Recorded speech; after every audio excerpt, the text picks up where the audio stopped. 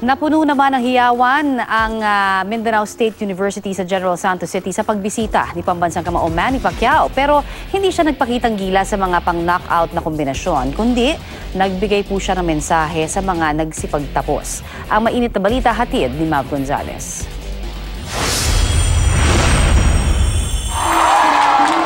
In the future, hindi lang din kahit maulan, masayang-masaya at nag-cheer pa ang mga estudyanteng nagtapos sa Mindanao State University, General Santos City.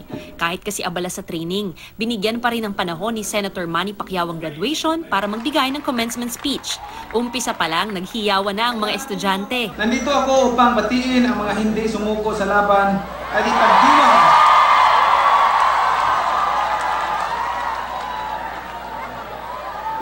ang tagumpay ng mga bumangon kahit ilang beses nang bumagsak. Ikwinento ni Manny ang hirap noong nag-aaral pa siya. I value education, but extreme poverty forced me to drop out of school. Naranasan ko kung paano matulog sa nagutom. Alam ko kung paano maglakad ng malayo para lang makapasok sa paaralan. Naiintindihan ko kung paano dumiskarte para lang may pambili ng papel at lapis.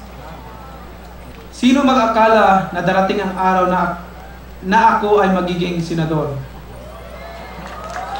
Sino mag-aakala na ang kargador noon at nagtitinda lamang ng ice drop pandesal dyan sa kanto ay magiging commencement speaker ng Imisyo Jinsan Pagkatan?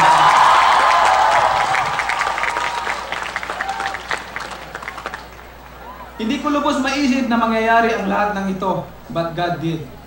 Hiniling niya ang pagkakaisa, lalo pat maraming gulo at di pagkakaunawaan sa Pilipinas ngayon. Payo naman ni Manny sa mga nagtapos. Umasenso ka hindi lamang para sa sarili, kundi para sa pamilya at sa bayan. And learn that real success is not about money. It is about making dreams come true for yourself and for others. Bago naman ang graduation ceremony, nagkaroon ng sandaling katahimikan para sa mga naapektuhan ng gulo sa Marawi, lalo na ang mga taga-MSU Marawi Campus.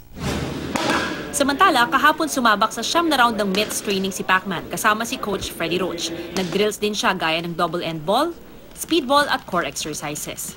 Mav Gonzalez, GMA News.